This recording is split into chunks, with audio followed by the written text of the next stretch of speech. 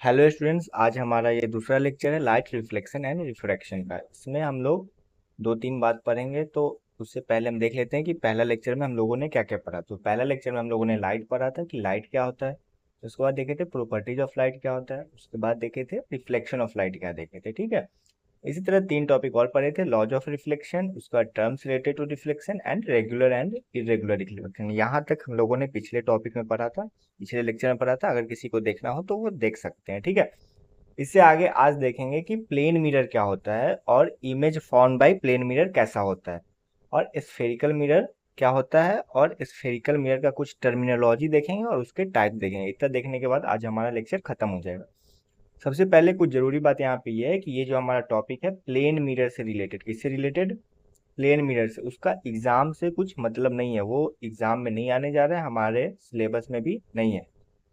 बस उसको बहुत पहले था, बस उसको हम लोग इसलिए पढ़ते हैं या फिर हम पढ़ रहे हैं क्योंकि हमारा कॉन्सेप्ट क्लियर हो जाए मिरर से रिलेटेड या कुछ भी जो भी रियल वर्चुअल या कुछ थोड़ा थोड़ा स्फेरिकल तक जाते जाते हमारा कॉन्सेप्ट थोड़ा सा समझ में आने लगे कि रे डायग्राम कैसा होता है, इमेज कैसा होता है। बस इसलिए प्लेन मिरर पढ़ेंगे, बाकी हमारा वो सिलेबस में नहीं है। ठीक है, तो शुरू करते हैं। तो सबसे पहले देखते हैं कि प्लेन मिरर होता क्या है। तो ऐसा मिरर जिसका रिफ्लेक्टिंग सरफेस क्या हो, प्लेन हो। Mirrors whose reflecting surface is plane. जैसे कि हम लोग देखते ही है, घर में देखते हैं, आस पड़ोस देखते हैं कि ऐसा मिरर जिसका रिफ्लेक्टिंग सरफेस क्या हो, सीधा सीधा बात है कि सीधा हो, उसको हम लोग प्लेन मिरर बोलते हैं। ऐसे टेढ़ा नहीं हो, ऐसा नहीं हो, या फिर ऐसा ऐसा कर्व्ड नहीं हो, तो उसको हम प्लेन मिरर नहीं बोलेंगे। ठीक है, तो ऐसा मिरर जिसका रिफ्लेक्टिंग सरफेस प्लेन हो उसको हम लोग प्लेन मिरर बोलते हैं। जैसे यहाँ पे दो डायग्राम है, एक प्लेन मिरर ये है और एक प्लेन मिरर ये है। ये दोनों में कुछ अपना सामान रिफ्लेक्ट होके और वो उसका फोटो दिख रहा है। ठीक है, तो प्लेन मिरर समझ में आ गया। अब देखते हैं image form by plane mirror. तो इमेज जो बनता है प्लेन मिरर से वो ऐसे बनता है। कैसे बनता है? तो एक रे डायग्राम है, इसको समझते हैं, ध्यान से देखेंगे। ये ऑब्जेक्ट है ए बी, ये ए बी ऑब्जेक्ट है। ठीक है, अब यहाँ से तीन रे गया हुआ है। ऐसा नहीं है कि यहाँ से तीन ही रे जाएगा, यहाँ से बहुत सारा रे जा रहा होगा। लेकिन जबकि हम रे डायग्राम बनाते हैं तो यहाँ पे लिख देते हैं रे डायग्राम फॉर प्लेन मिरर। तो क्या नहीं है, ऐसा नहीं है कि यहाँ से तीन ही रे जा रहा होगा, यहाँ से बहुत सारा रे जा रहा होगा। लेकिन हम बनाने के लिए बस ऐसा तीन बनाते हैं कि हमारा कॉन्सेप्ट क्लियर हो जाए और बात समझ में आ जाए। ठीक है, यहाँ एक ऑब्जेक्ट है ए बी, तो यहाँ से एक रे ऐसे जा रहा है, एक रे ऐसे जा रहा है, एक रे ऐसे जा रहा है। अब यहाँ पे जो ये रे आया वो रिफ्लेक्ट होके इधर चला गया, यहाँ पे जो आया वो रिफ्लेक्ट होके इधर ही आ जाएगा, मतलब इधर आएगा, इधर इधर इधर। और यहाँ पे जो रे आया वो रिफ्लेक्ट होके इधर को आ रहा है। ठीक है, तो हम ऐसा देखते हैं कि ये तीनों रे जो आफ्टर रिफ्लेक्शन है वो कभी आपस में मिल नहीं पाएगा। क्या मिल पाएगा? क्या ये इधर जा रहा है, ये इधर जा रहा है और ये इधर जा रहा है, तीनों कभी मिल नहीं पाएगा। तो हम एपियर्स टू मीट करवाते हैं कि मिरर के आगे तो नहीं मिल पा रहा है, तो हो सकता है पीछे जाके मिले। ठीक है, तो पीछे ऑब्वियस सी बात है आके मिल रहा है, यहाँ आके मिल रहा है, यहाँ आके मिल रहा है। और जहां पे ये एपियर्स टू मीट हो रहा है, मतलब ऐसा लग रहा है कि मिल जाएगा, वहीं पे हमारा क्या बन जाता है, इमेज बन जाता है। ठीक है, तो प्लेन मिरर का जो रे डायग्राम होता है ऐसे ही होता है और फंक्शन ऐसे ही करता है। ठीक है, और यहाँ पे अगर रियल मीट होता है तो उसी को हम लोग क्या बोलते हैं, रियल इमेज बोलते हैं। तो यहाँ रियल मीट तो हो नहीं रहा है, यहाँ क्या हो रहा है, वर्चुअल या एपियर्स टू मीट हो रहा है, इसलिए हम इसको क्या बोलते हैं, वर्चुअल इमेज बोलते हैं। ठीक है, तो image form by plane mirror कैसा होता है, वर्चुअल होता है। आगे हम कैरेक्टरिस्टिक्स देखेंगे, अभी बस थोड़ा सा रे डायग्राम समझ लीजिए, थोड़ा सा और हम इलेबोरेट करके समझा देते हैं। ठीक है, बस इसमें थोड़ा टेढ़ा वढ़ा बन जाएगा तो उतना माइंड मत करिएगा। जैसे यहाँ पे क्या है, जैसे यहाँ पे क्या है, एक प्लेन मिरर है। ठीक है,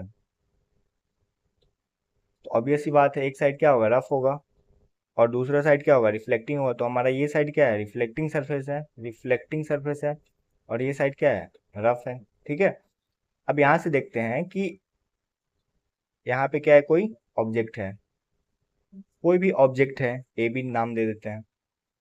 अब एक बात यहाँ समझने लायक ये है कि यहाँ से बहुत सारा रे निकल रहा होगा, बहुत सारा बहुत सारा बहुत सारा, और सब एक ही काम करेगा। ऐसे यहाँ पे इंसिडेंट आएगा, फिर इक्वल एंगल से रिफ्लेक्ट करा जाएगा। ठीक है, तो बहुत सारा रे को समझने के बजाय हम लोग दो तीन रे समझ समझ लेते हैं कि इससे क्या हो कि हमारा कॉन्सेप्ट क्लियर हो जाए। ठीक है, तो बहुत सारा रे जो जा रहा होगा उसमें एक रे ऐसे सीधा जाएगा, क्योंकि ये सीधा जा रहा है तो सीधा क्या होगा, लौट के भी आ जाएगा। ठीक है, दूसरा रे क्या जाएगा, ऐसे जाएगा, तो ये क्या हो गया, हमारा इंसिडेंट रे हो गया।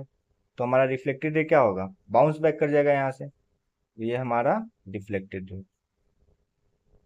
और इसका नॉर्मल कहाँ होगा, यहाँ पे होगा। और ये जो होगा एंगल आई या थीटा, ये भी तो क्या होगा, थीटा होगा। मतलब अगर ये 30 होगा तो ये भी क्या होगा, 30 होगा, क्योंकि वो जो लॉज ऑफ रिफ्लेक्शन है वो हर केस में वैलिड होगा, मतलब होगा, ठीक है। उसके बाद एक और रे देख लेते हैं। तो कोई रे यहाँ पे आया, ये भी क्या करेगा, रिफ्लेक्ट कर जाएगा। तो ये इंसिडेंट था, ये रिफ्लेक्टेड रे था। ये मान लीजिए थीटा 1 है, ये भी क्या हो जाएगा, थीटा 1। या फिर ये अगर ये 40 है तो ये 40 हो जाएगा, ठीक है। अब देखिए ये जो रिफ्लेक्टेड रे है, आफ्टर रिफ्लेक्शन ये तीनों मीट कर रहा है क्या, ये तीनों मिल रहा है क्या। एक रे यहाँ है, ये मिल रहा है क्या, ये कभी मिलेगा क्या इन फ्यूचर, ये इधर जा रहा है, एक इधर आ रहा है, और एक इधर आ रहा है, ये तीनों कभी मिलेगा क्या, कभी नहीं मिलेगा। तो इमेज बनेगा नहीं, इसलिए ये मिरर के पीछे बनता है। कैसे बनता है, तो ये मिल तो नहीं रहा है लेकिन एपियर्स टू मीट हो रहा है कि हाँ कहीं तो मिलेगा ये पीछे जाके, ये आफ्टर रिफ्लेक्शन। तो ये रिफ्लेक्टेड इधर जा रहा है, लेकिन इधर ऐसा लग रहा है कि अगर इंक्रीज किया जाए, उधर तो नहीं मिलेगा पक्का बात है, लेकिन ऐसा लग रहा है कि इधर अगर बढ़ाया जाए तो मिल जाएगा, और जो कि मिल भी जाएगा, बस वह टेढ़ा हो जाता है। इसको आप स्केल और अच्छे से मेजरमेंट करके बनाएंगे तो एकदम सीधा बनेगा। तो ये जो पॉइंट मिला यहीं पे क्या बनेगा, हमारा इमेज बनेगा।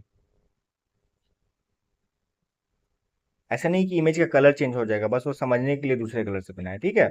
और ये इमेज कुछ भी वही ए बी ही होगा, लेकिन हम दूसरा नाम दे देते हैं, एम एन दे देते हैं, ठीक है। और इस इमेज का अब कुछ फीचर्स होगा, क्या होगा, फीचर्स होगा। तो उस फीचर्स को हम लोग देख लेते हैं। एम एन, समझ में आ गया कैसे प्लेन मिरर से इमेज बनता है। रे डायग्राम कैसे बनता है, रे डायग्राम, यहाँ एक ऑब्जेक्ट था ए बी, यहाँ से तीन रेज हम लोग दिखाते हैं। मैं कभी कभी दो दिखा देते हैं, कभी कभी चार दिखा देते हैं, लेकिन तीन ठीक है। इसका ये मतलब नहीं कि तीन ही निकल रहा है, बहुत सारा रे निकल रहा है, ठीक है। वो आगे रे डायग्राम पढ़ेंगे कनकेव कन्वेक्स का, तो सब समझ में आ जाएगा। तो तीन रे तो यहाँ से एक इंसिडेंट हुआ और यहाँ से रिफ्लेक्ट हुआ, फिर यहाँ से ये इंसिडेंट हुआ तो रिट्रेस कर लिया, फिर यहाँ से इंसिडेंट आया तो रिफ्लेक्ट कर लिया। एक चीज यहाँ पे ये देख लीजिएगा कि ये कैसे हुआ, ये जो इधर ही से गया इधर ही से आ गया। ऐसा हम लोग जानते हैं कि मिरर में क्या होता है, एक नॉर्मल होता है ना जी। और वो नॉर्मल क्या होता है, रिफ्लेक्टिंग सरफेस का 90 डिग्री होता है। तो अगर मान लीजिए कि, और एंगल ऑफ इंसिडेंस क्या होता है, नॉर्मल से एंगल बनाता है ये हमारा। तो अगर मान लीजिए कोई इंसिडेंस नॉर्मल के थ्रू जा रहा है, नॉर्मल ही मतलब क्या है, इंसिडेंस है, तो नॉर्मल एंगल ऑफ इंसिडेंस क्या हुआ, 0 डिग्री। क्योंकि ये नॉर्मल है और इसी पे इंसिडेंस जा रहा है तो 0 डिग्री हुआ, तो एंगल ऑफ रिफ्लेक्शन भी कितना होगा, जीरो ही होगा। तो यही बात है, यहाँ एंगल ऑफ इंसिडेंस भी यहाँ जीरो था और एंगल ऑफ रिफ्लेक्शन भी क्या था, जीरो ही होगा। तो बस इसीलिए रिट्रेस कर रहा है, इस कॉन्सेप्ट को ध्यान से समझ लीजिएगा। तो यहाँ से तीन रे जा रहा था और तीनों क्या किया, लौट के आ गया, लेकिन लौट के आने के बाद वो कभी मिल नहीं पाएगा। तो ऐसा है कि उसको रिफ्लेक्टेड को पीछे ऐसा अपियर्स करा के कि हाँ अगर पीछे की तरफ आता तो मिल जाता, तो हमारा क्या बन जाता है, इमेज बन जाता है। और वो कैसा इमेज बनता है, एमएन बनता है, ठीक है।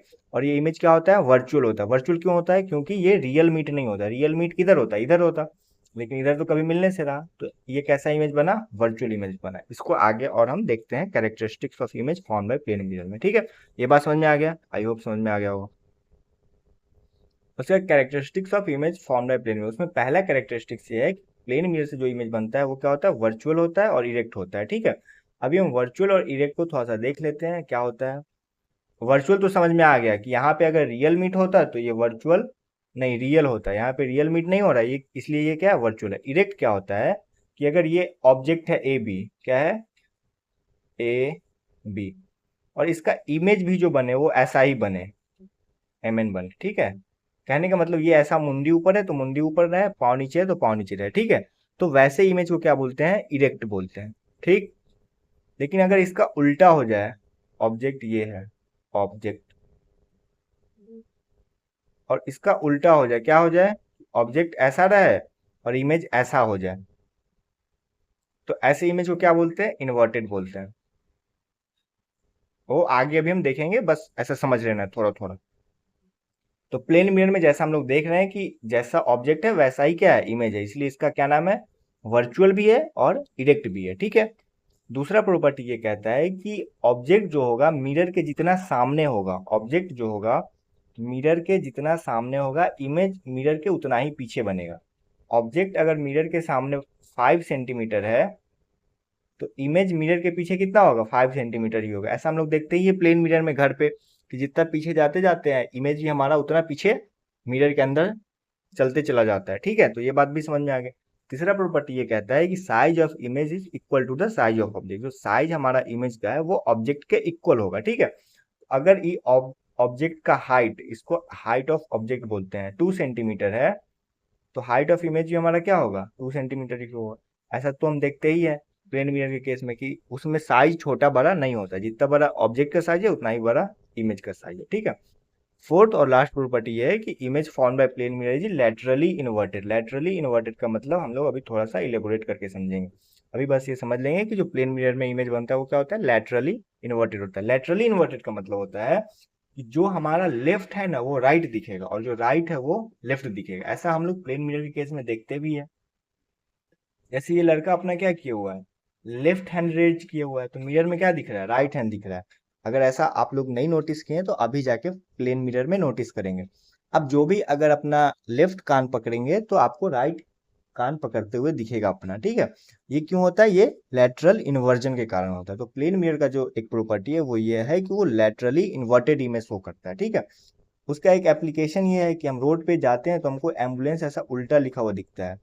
इसके पीछे का क्या साइंस है, तो इसके पीछे का यही साइंस है कि अगर एम्बुलेंस किसी गाड़ी के पीछे रहे तो गाड़ी वाला जब देखे तो उसको सीधा दिखे और वो जल्दी से एम्बुलेंस को रास्ता दे दे। क्यों, क्योंकि उल्टा लिखा रहेगा तभी तो मिरर में सीधा दिखेगा नहीं। तो लेटरल इन्वर्टेड का यही मतलब होता है, the right side of the object appears left side of the image and left side of the object appears right side of the image and vice versa. ठीक है, बस लेटरल इन्वर्जन का मतलब होता है जो राइट होगा वो लेफ्ट दिखेगा और जो लेफ्ट होगा वो राइट दिखेगा। ठीक है, यहाँ तक बात समझ में आ गई। तो यहाँ हमारा प्लेन मिरर का कॉन्सेप्ट खत्म हो जाता है। ठीक है, अब देखेंगे हम लोग स्फेरिकल मिरर। स्फेरिकल मिरर क्या होता है, नहीं एक और बचा रह गया कि रियल इमेज और वर्चुअल इमेज क्या होता है।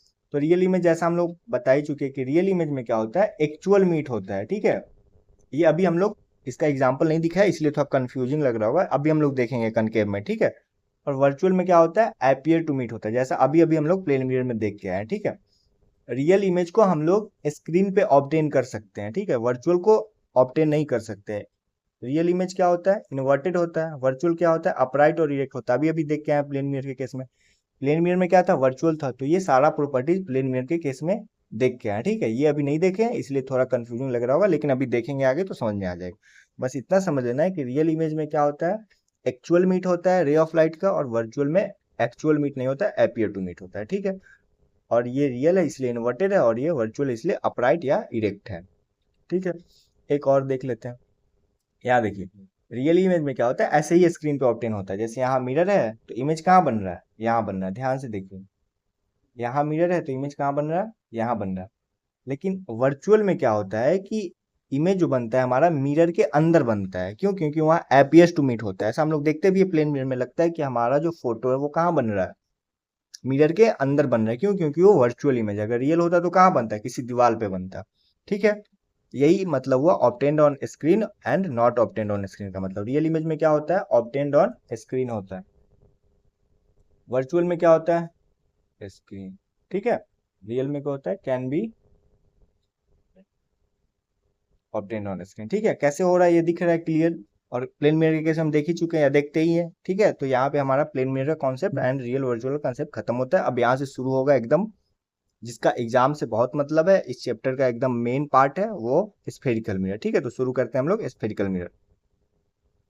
जैसे प्लेन मिरर में क्या था कि ऐसा मिरर जिसका रिफ्लेक्टिंग सरफेस क्या था, प्लेन था। प्लेन था उसको हम लोग क्या बोल रहे थे, ऐसा था, प्लेन था, इसको हम लोग बोल रहे थे प्लेन मिरर। ठीक है, और ऐसा मिरर जिसका रिफ्लेक्टिंग सरफेस कर्व्ड हो, या तो ऐसा हो या फिर ऐसा हो, इसको हम लोग क्या बोलते हैं, इसको हम लोग बोल देते हैं स्फेरिकल मिरर। ठीक है, तो mirror whose reflecting surface is curved, that is it may be both curved inward और कर्व्ड आउटवर्ड। कहने का मतलब या ये दोनों हो सकता है, कर्व्ड इनवर्ड हो सकता है रिफ्लेक्टिंग सरफेस और कर्व्ड आउटवर्ड भी हो सकता है रिफ्लेक्टिंग सरफेस। ठीक है, तो इसको हम लोग क्या बोलते हैं, स्फेरिकल मिरर बोलते हैं। अब स्फेरिकल मिरर में यहाँ जो डायग्राम बना हुआ उसको देख लेते हैं। स्फेरिकल मिरर का एक कॉन्सेप्ट होता है कि स्फेरिकल मिरर एक हॉलो स्फेयर को काट के बनाया जाता है। ठीक है, ऐसे तो बनेगा नहीं, अगर वो स्फेरिकल मिरर है तो कभी ना कभी वो हॉलो स्फेयर का पार्ट रहा होगा। तो अब ये एक हॉलो स्फेयर है, अब इसको यहाँ यहाँ से क्या करें, कट कर दी। ठीक है, तो ये एक पार्ट निकल गया। अब ये जो पार्ट निकला उसके अगर जो बाहर का तरफ था उसको क्या कर दिए, पेंट कर दिए। क्या कर दिए, पेंट कर दिए। तो अंदर वाला क्या हो गया हमारा, रिफ्लेक्टिंग हो गया। तो जिस भी मिरर का रिफ्लेक्टिंग सरफेस कर्व्ड इनवर्ड हो, या इसको ऐसे याद कर लें कि केव जैसा हो रिफ्लेक्टिंग सरफेस, तो वैसे मिरर को हम क्या बोलते हैं, कनकेव मिरर बोलते हैं। अगर बाहर की तरफ को पेंट कर दे या पॉलिश्ड कर दे और रिफ्लेक्टिंग सरफेस को क्या बना दे, अंदर की तरफ वाले को रिफ्लेक्टिंग सरफेस बना दे, तो वैसे मिरर को हम लोग क्या बोलते हैं, कनकेव मिरर बोलते हैं। इसका उल्टा ये होता है कि बाहर वाले को रिफ्लेक्टिंग सरफेस बना दे और अंदर वाले को क्या कर दे, पेंट कर दे, पेंट कर दे, तो ये हमारा क्या हो जाता है, कन्वेक्स मिरर हो जाता है। ठीक है, दोबारा से देखते हैं। एक हॉलो स्फीयर है, इसका एक पोर्शन को ऐसे कट कर दिए, इसके अगर बाहर वाले हिस्से को पेंट कर देंगे और अंदर वाले हिस्से को रिफ्लेक्टिंग सरफेस बना देंगे, तो ऐसे मिरर को हम क्या बोलते हैं, कनकेव मिरर बोलते हैं। इसका उल्टा अगर अंदर वाले सरफेस को पेंट कर देंगे और बाहर वाले सरफेस को रिफ्लेक्टिंग सरफेस बना देंगे, तो वैसे मिरर को हम लोग कन्वेक्स मिरर बोलते हैं। ठीक है, इतना बात समझ में आ गया। स्फेरिकल मिरर दो तरीके के होता है, एक क्या होता है, कनकेव, और दूसरा कन्वेक्स। कनकेव देख ही चुके हैं, क्या होता है, उसका जो बाहर वाला पोर्शन है उसको हम लोग पेंट कर देते हैं और अंदर वाले पोर्शन को क्या बना देते हैं, इसको बना देते हैं रिफ्लेक्टिंग सरफेस। और कन्वेक्स के केस में क्या होता है, अंदर वाले को पेंट कर देते हैं या पॉलिश कर देते हैं और इसको बना देते हैं रिफ्लेक्टिंग सरफेस। ठीक है, तो इसको, इसका डेफिनेशन एक बार पढ़ लेते हैं। A spherical mirror whose reflecting surface is curved inward. इसका रिफ्लेक्टिंग सरफेस क्या है, कर्व्ड इनवर्ड है, that is faces toward the centre of the sphere. अब ये कनकेव मिरर है, तो ये किसी न किसी स्फीयर का पार्ट रहा होगा, हॉलो स्फीयर का। तो इसका रिफ्लेक्टिंग सरफेस क्या है, सेंटर की तरफ फेस किया हुआ है, नहीं, सेंटर की तरफ फेस किया हुआ है ना जी, वही बात लिखा हुआ है, समझ लीजिएगा। और इसका एक दूसरा नाम भी है, इसी को कनकेव मिरर की कोई हम लोग क्या बोलते हैं, कन्वर्जिंग मिरर बोलते हैं। ठीक है, कन्वर्जिंग मिरर क्यों बोलते हैं, क्योंकि ये लाइट रे जो इस पे आता है उसको ये कन्वर्ज करा देता है। अगर इस पे रे बहुत सारा आ रहा है तो ये क्या करता है, कन्वर्ज करा देता है। ठीक है, इसीलिए इसका नाम क्या है, कन्वर्जिंग मिरर है। अब कन्वेक्स मिरर का देख लेते हैं। Spherical mirror whose reflecting surface is curved outward और बल्ज आउटवर्ड। इसका रिफ्लेक्टिंग सरफेस क्या है, जो कर्व्ड है वो उसके बाहर का तरफ है, या फिर बल्ज आउटवर्ड है इसका रिफ्लेक्टिंग सरफेस, उसी को हम लोग क्या बोलते हैं, कन्वेक्स मिरर बोलते हैं। और इसको डाइवर्जिंग मिरर बोलता है। डाइवर्जिंग मिरर क्यों बोलते हैं, कि इस पे जो रे ऑफ लाइट आता है वो क्या हो जाता है, डाइवर्ज हो जाता है, ऐसे हो जाता है। उसमें क्या हो रहा है, कन्वर्ज हो रहा है, इसमें क्या हो रहा है, डाइवर्ज हो रहा है। ये हमारा इंसिडेंट रे है, ये हमारा रिफ्लेक्टेड रे, ये हमारा इंसिडेंट रे है, ये हमारा रिफ्लेक्टेड रे।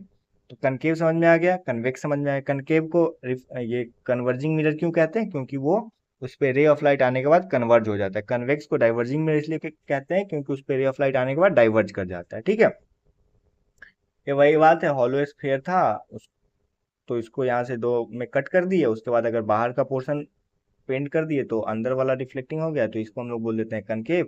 और अगर अंदर का कर दिए तो बाहर का रिफ्लेक्टिंग हो गया, इसको हम लोग बोल देते हैं कन्वेक्स। कनकेव को ही क्या बोलते हैं, कन्वर्जिंग मिरर बोलते हैं। कन्वर्जिंग क्यों बोलते हैं, क्योंकि ये रे ऑफ लाइट को कन्वर्ज करता है आफ्टर रिफ्लेक्शन। और कन्वेक्स को ही हम लोग क्या बोलते हैं, डाइवर्जिंग बोलते हैं। क्यों बोलते हैं डाइवर्जिंग, क्योंकि ये रे ऑफ लाइट को डाइवर्ज करता है आफ्टर रिफ्लेक्शन। ठीक है, तो स्फेरिकल मिरर और टाइप्स ऑफ स्फेरिकल मिरर समझ में आ गया होगा, आई होप सो। उसके बाद देखते हैं जो बहुत जरूरी है, terms related to spherical mirror. तो पहला टर्म क्या है, सेंटर ऑफ कर्वेचर है। तो अभी हम लोगों ने पढ़ा है कि जो मिरर है वो एक हॉलो स्फीयर का पार्ट होता है, तो हॉलो स्फीयर का कुछ ना कुछ सेंटर रहा होगा। तो उस हॉलो स्फीयर जिसका कुछ ना कुछ सेंटर रहा होगा, उसका जो पार्ट है मिरर, तो उसी को सेंटर ऑफ कर्वेचर बोलते हैं। ठीक है, तो यहाँ पे देख लेते हैं, ये एक मिरर है, ठीक है, ये एम एन एक मिरर है। तो ये किसी न किसी हॉलो स्फीयर का पार्ट रहा होगा, तो उसका कुछ ना कुछ सेंटर रहा होगा। तो जिसका ये पार्ट था उसका जो सेंटर है उसी को हम लोग क्या बोल देते हैं, सेंटर ऑफ कर्वेचर बोल देते हैं। जैसे ये एक मिरर है और मान लीजिए कि इसका सेंटर, ये हॉलो स्फीयर का शेप ऐसा रहा होगा, तो इसका सेंटर यहाँ हुआ, तो यही हमारा क्या हो गया, सेंटर ऑफ कर्वेचर हो गया। तो कनकेव के केस में क्या हुआ, centre of curvature reflecting surface की तरफ हुआ। और कन्वेक्स के केस में हमारा सेंटर ऑफ कर्वेचर क्या हुआ, पेंटेड सरफेस की तरफ, रिफ्लेक्टिंग सरफेस की तरफ नहीं हुआ। ठीक है, तो सेंटर ऑफ कर्वेचर के बारे में कुछ बात लिखा हुआ है, बोलते हैं इसको कैपिटल सी से डिनोट करते हैं। उसके बाद क्या है, तो centre of curvature is not part of the mirror. Centre of curvature mirror का पार्ट नहीं होता है, तो दिख ही रहा है कि मिरर यहाँ है और सेंटर ऑफ कर्वेचर यहाँ है, मिरर यहाँ है, सेंटर ऑफ कर्वेचर यहाँ, ये मिरर का पार्ट नहीं है, ऑब्वियस सी बात है, आउटसाइड द मिरर है। तो कनकेव में क्या होता है, रिफ्लेक्टिंग सरफेस के सामने लाई करता है, और कन्वेक्स में क्या होता है, रिफ्लेक्टिंग सरफेस के पीछे लाई करता है। ठीक है, तो सेंटर ऑफ कर्वेचर समझ में आ गया होगा, आई होप। दूसरा पॉइंट ये है कि पोल क्या होता है। तो जो हमारा मिरर का मिडिल पॉइंट होता है उसी को हम लोग पोल बोलते हैं। जैसे ये मिरर है, अगर एक कनकेव मिरर है तो इसका ये पार्ट क्या होगा, पॉलिश्ड होगा या फिर पेंटेड होगा। तो इसका जो सेंटर होगा, जैसे ये सेंटर हो गया, तो इसी को हम लोग क्या बोलेंगे, पोल बोलेंगे। सेम यही क्या होगा, कन्वेक्स के केस में भी होगा। कन्वेक्स होगा तो ये हमारा पार्ट क्या होगा, पेंटेड होगा। तो इसका भी जो मिडिल होगा इसी को हम लोग क्या बोलते हैं, पोल बोलते हैं। समझ में आ गया पोल क्या होता है। The centre of the reflecting surface of a spherical mirror is a point called the pole. It lies on the surface of the mirror. Centre of curvature क्या था, मिरर के सरफेस के आउटसाइड लाई कर रहा था, लेकिन पोल क्या है, सरफेस पे लाई कर रहा है, जैसा कि दिख भी रहा है, क्योंकि ये मिरर का ही मिडिल पॉइंट है। ठीक है, अब तीसरा जो हमारा टर्म्स है वो है प्रिंसिपल एक्सिस। प्रिंसिपल एक्सिस क्या होता है, जैसा हम लोग अभी देख चुके हैं सेंटर ऑफ कर्वेचर, उसके बाद पोल देख चुके हैं। इस दोनों लाइन को, सेंटर ऑफ कर्वेचर और यहाँ पे क्या होगा, अगर इस मिरर का बात करें तो यहाँ पे क्या होगा, कहीं पे सेंटर ऑफ कर्वेचर होगा, और इस दोनों लाइन को जो ज्वाइन करेगा उसी को क्या बोलते हैं, प्रिंसिपल एक्सिस बोलते हैं। ये सेंटर ऑफ कर्वेचर और प्रिंसिपल एक्सिस को जो लाइन ज्वाइन करता है उसी को हम लोग क्या बोलते हैं, प्रिंसिपल एक्सिस बोलते हैं। ठीक है, इस केस में भी देखें, थोड़ा मीडियोकर तरीके से बना दे। तो यहाँ क्या था, हमारा सेंटर ऑफ कर्वेचर था। इस दोनों लाइन को जो ज्वाइन करेगा वही हमारा क्या कहलाता है, प्रिंसिपल एक्सिस कहलाता है। ठीक है, यहाँ लिखा हुआ है the line joining the pole and the centre of curvature. Principal axis is normal to the mirror its pole. Principal axis जो होता है हमारा नॉर्मल होता है। तो इसको हम थोड़ा अच्छे से देख लेते हैं, वो ये देख लेते हैं कि अभी आगे देख लेते हैं। ठीक है, बस इतना याद रखिएगा, जो प्रिंसिपल प्लेन मिरर में एक नॉर्मल होता था ना जी, ऐसा होता था। तो ये जो हमारा प्रिंसिपल एक्सिस है वो स्फेरिकल मिरर का नॉर्मल है। ये एकदम ध्यान से समझ लीजिएगा, आगे बहुत काम आने वाला है इसका। अभी हम थोड़ा इसको समझा भी देते हैं आगे। ठीक है, उसके बाद क्या है, रेडियस ऑफ कर्वेचर। तो ये क्या था, सी जो है हमारा सेंटर ऑफ कर्वेचर है, और सेंटर ऑफ कर्वेचर और पोल के बीच का जो डिस्टेंस है उसी को हम क्या बोल देते हैं, रेडियस ऑफ कर्वेचर। ठीक है, आ गया बात समझ में। तो सिंपल है, पोल क्या होता है, मिरर का मिडिल पार्ट होता है। प्रिंसिपल एक्सिस क्या होता है, जो सेंटर ऑफ कर्वेचर और पोल को ज्वाइन करा है वही क्या होता है, प्रिंसिपल एक्सिस होता है। प्रिंसिपल एक्सिस का खास बात यह है कि वो स्फेरिकल मिरर का नॉर्मल होता है। रेडियस रेडियस ऑफ कर्वेचर क्या होता है, तो distance between centre of curvature and pole, उसी को हम लोग क्या बोलते हैं, रेडियस ऑफ कर्वेचर, और उसको कैपिटल आर से डिनोट करते हैं। ठीक है, यहाँ तक कोई दिक्कत नहीं होगा। तो हम थोड़ा देख लेते हैं कि प्रिंसिपल एक्सिस क्या होता है।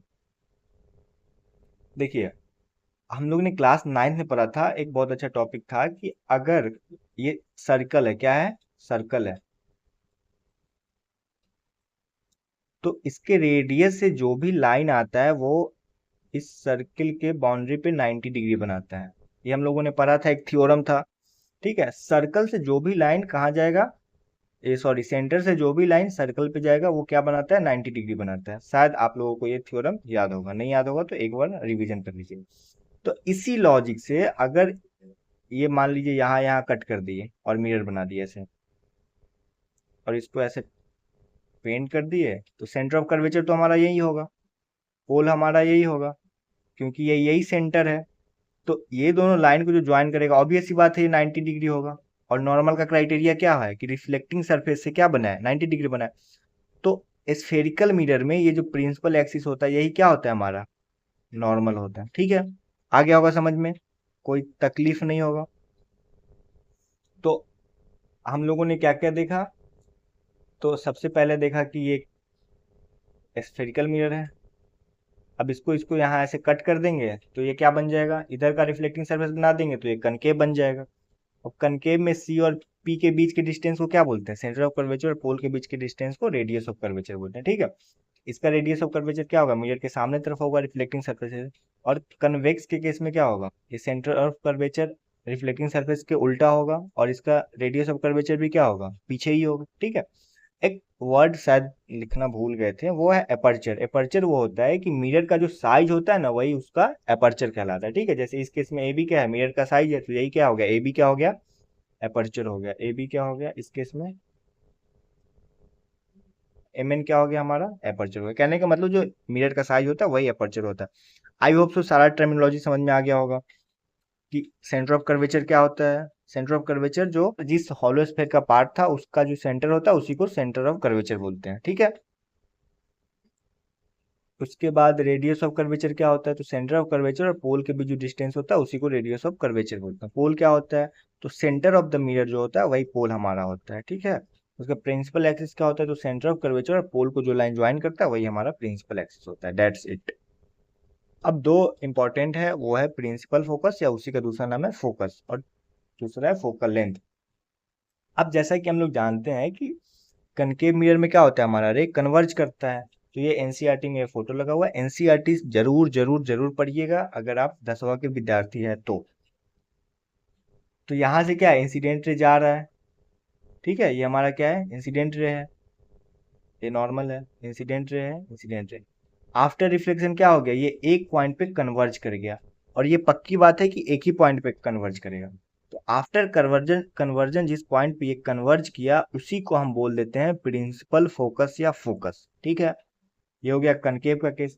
कन्वेक्स के केस में ये डाइवर्स तो करेगा लेकिन कभी मिलेगा क्या, नहीं मिलेगा, जैसा कि हम लोग प्लेन मिरर में देख चुके हैं। ये रिफ्लेक्शन करके किधर चला जाएगा, उधर चला जाएगा, ये उधर चला जाएगा, ये उधर चला जाएगा, ये चारों कहीं मिलेगा क्या, नहीं मिलेगा। तो ये एपियर टू मीट होता है मिरर के पीछे। तो जहां एपियर्स टू मीट होता है उसी पॉइंट को क्या बोल देते हैं, प्रिंसिपल फोकस या फोकस, किसके केस में, कन्वेक्स के केस में। और कनकेव के केस में क्या होता है, रियल मीट होता है, ठीक है। तो समझ में आ गया फोकस क्या होता है। दोबारा से देख लेते हैं। अगर कोई कनकेव मिरर है, ठीक है, ये क्या है, कनकेव मिरर है, तो इसका ये इधर क्या होगा, पेंटेड होगा, और इधर, और इसका टर्मिनोलॉजी क्या होगा, यहाँ सेंटर ऑफ कर्वेचर होगा कहीं पे, नहीं, क्योंकि ये किसी न किसी हॉलो स्फीयर का पार्ट रहा होगा। और यहाँ पे क्या होगा, मिरर का पोल होगा। सब समझते जाएंगे तो आसान रहेगा। और ये हमारा क्या हो जाएगा, प्रिंसिपल एक्सिस, ठीक है। अब ये लाइट रे ऐसे गया, ये भी क्या है, ऐसे गया, ठीक है।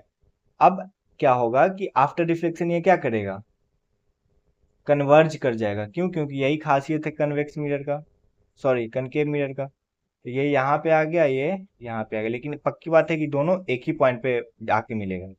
और जिस पॉइंट पे ये दोनों जाके मिलेगा उसी को हम लोग क्या बोल देते हैं, प्रिंसिपल फोकस या फोकस, ठीक है। ये बस दो रे समझाने के लिए, अगर यहाँ से हजारों रे जा रहे हैं तो वो आके एक ही पॉइंट पे मिलेगा, और वो पॉइंट क्या होगा, फोकस ही होगा। चाहे कितना भी रे चला जाए उससे कोई मतलब नहीं है, ये मिलेगा यहीं पे तो यहीं पे मिलेगा, ठीक है। तो जहां पे मिलता है उसी पॉइंट को हम लोग क्या बोल देते हैं, फोकस बोल देते हैं। ये किसका केस था, कनकेव मिरर का केस था।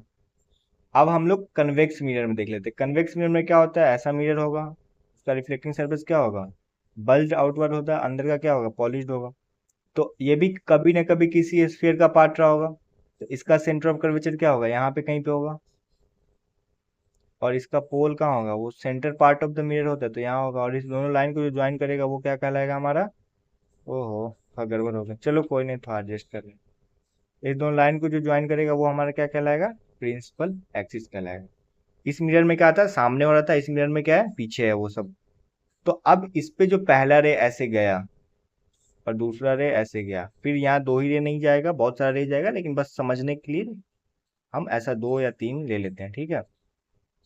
ये आफ्टर रिफ्लेक्शन क्या होगा, डाइवर्ज कर जाएगा, क्यों, क्योंकि इसका नाम भी है डाइवर्जिंग मिरर। अब ये दोनों रे है, ये आपस में तो कभी मिलने से रहा, ठीक है। तो ये मिरर के पीछे ऐसा लगता है कि हाँ अगर इसको इंक्रीज करवाया जाए तो ये मिल सकता है। तो जहां पे ये एपियस टू मीट होते हैं पीछे, उसी को हम लोग क्या बोल देते हैं, प्रिंसिपल फोकस या फोकस। इसी को हम लोग क्या बोल देते हैं, इसी पॉइंट को फोकस बोल देते हैं, ठीक है। कोई दिक्कत यहाँ पे। अब अब इसको बस थोड़ा सा नीचे और समझ लीजिए कि यहाँ कनकेव मिरर है, ठीक है, और यहाँ पे ये क्या है, रफ है। तो यहाँ पे क्या होगा, कहीं पे सी होगा, यहाँ पे क्या होगा, मीट कर रहा होगा रे, तो ये क्या हो गया, एफ हो गया। और ये क्या है, हमारा होल है, ये क्या है, प्रिंसिपल एक्सिस है, ठीक है। यहाँ तक कोई दिक्कत।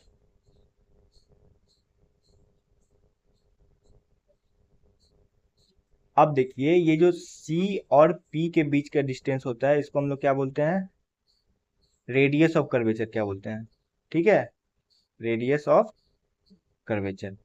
और ये फोकस और पोल के बीच का जो डिस्टेंस होता है इसको हम लोग बोलते हैं फोकल लेंथ। क्या बोलते हैं? फोकल। ये फोकस क्या है? पॉइंट है, इस पॉइंट पे कन्वर्ज कर रहा है, ठीक है, या इस पॉइंट पे एपियर्स टू कन्वर्ज कर रहा है। लेकिन फोकल लेंथ जो होता है वो फोकस और पोल के बीच का डिस्टेंस होता है। रेडियस ऑफ कर्वेचर जो होता है वो सेंटर ऑफ कर्वेचर और पोल के बीच का डिस्टेंस होता है। तो ये कंफ्यूजन क्लियर कर लीजिएगा, ठीक है। आ गया समझ में कि प्रिंसिपल फोकस क्या होता है और फोकल लेंथ क्या होता है। कन्वेक्स केस में देख लेते हैं। ऐसा मिरर है तो ये हमारा क्या हो गया? अब इसका कहाँ होगा? इसका यहाँ पे कहीं पे क्या होगा? सेंटर ऑफ कर्वेचर होगा, यहाँ पे कहीं पे फोकस होगा, ठीक है। अब यहाँ पे पोल होगा। तो इसका भी सेम वही है, बस इसका क्या है कि मिरर के पीछे है, रिफ्लेक्टिंग सरफेस इधर है, लेकिन ये सब जो टर्मिनोलॉजी है वो मिरर के पीछे लाई करता है। तो ये हमारा क्या हो जाएगा? रेडियस ऑफ कर्वेचर हो जाएगा, ठीक है। और ये हमारा क्या हो जाएगा? फोकल लेंथ हो जाएगा, ठीक है। एक चीज यहाँ पे बहुत जरूरी है, वो ये समझ लीजिएगा कि एक रिलेशन होता है किसके बीच? रिले एक यहाँ पे समझ लीजिएगा कि एक रिलेशन होता है किसके बीच? तो radius of curvature and focal length के बीच। और वो रिलेशन क्या होता है? वो रिलेशन कुछ इस तरह का होता है कि रेडियस ऑफ कर्वेचर जो होता है, मतलब आर जो होता है, वो एफ का दोगुना होता है, ठीक है। मतलब रेडियस ऑफ कर्वेचर जो है वो फोकल लेंथ का दोगुना होता है, या इसको हम ऐसे भी लिख सकते हैं। कैसे? कि जो हमारा फोकल लेंथ होगा वो कैसा होगा? रेडियस ऑफ कर्वेचर का आधा होगा। जैसे चाहे वैसे लिखे, लेकिन इतना बात समझ ले कि ये दोनों डिस्टेंस क्या होता है? ये जो होता है इसका आधा होता है। तो अगर ये 4 सेंटीमीटर होगा तो ये कितना सेंटीमीटर होगा? 8 सेंटीमीटर होगा, ठीक है। तो ये रिलेशन एकदम समझ लीजिएगा, आगे बहुत यूज होने वाला है इसका न्यूमेरिकल्स में, ठीक है। तो एक बार देख लीजिएगा प्रिंसिपल फोकस क्या होता है कि the point on principal axis where all the parallel as actually meet और appear to meet after reflection. तो कनकेव में क्या होता है? एक्चुअली मीट होता है, एक्चुअली मीट होता है। और कन्वेक्स में क्या होता है? अपीयर टू मीट होता है आफ्टर रिफ्लेक्शन, ठीक है।